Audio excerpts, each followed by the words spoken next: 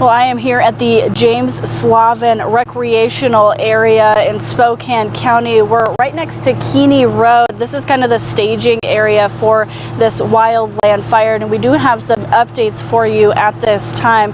Right now, Fire District 3 Chief Cody Rohrbach says that this fire was 8 acres, but it has now been knocked down, meaning that there are no active flames at this time, and the crews here are now drawing containment lines around that fire. So this started around 12:45 today, and immediately was a problem for fire crews and law enforcement because of the high winds. We also have very dry fuels and mixed fuels, that timber and that wildland grass, and so this was immediately a level 3 evacuation fire in this area. So some of those level 3 evacuation go now orders were given to South Keeney Road, Diamond Lane, Mindrup Meadows Lane, all near this James Slavin Recreation Area. So at this time, a lot of those evacuation areas have shrunk. So there are still some level 3 evacuations in place for around a dozen homes in this area, but that has shrunk from around 30 structures and properties that were originally under those level 3 orders and that were threatened homes. The Spokane County Sheriff's Office and other law enforcement, we're told, went door to door to about 30 homes and properties to knock to let them know they needed to evacuate, go right now. They also made some phone calls if people didn't answer the door, just to make sure people got out, because this was a life-threatening fire.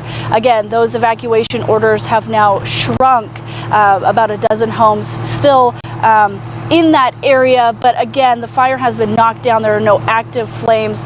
Crews are going to be here probably until dark is what we have been told, just making sure that there's no embers, because we do have those high winds and again, those very dry fuels. Chief Rohrbach says that actually we're about 3 to 4 weeks ahead of where we are in terms of those fuels drying out. We just have not had the precipitation over the last few weeks. So a very early fire season for this area, but that is all contributing. And again, it's been very breezy today. When I first got on scene a little after noon, the smoke was very heavy out here. My eyes were watering, and that has all been knocked down quite a bit, as you can see behind me.